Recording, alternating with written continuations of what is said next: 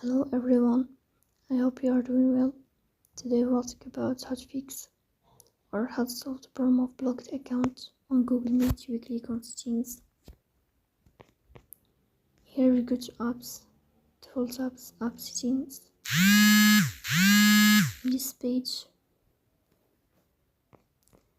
you will go here to this window of Google Meet and you will click. Then we click on first stop and you will click OK. Here you will enter to storage. Then we click on clear cache.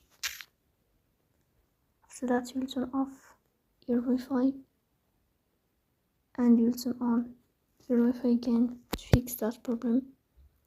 So please don't forget to support us by like and subscribe. See you next time and thank you for your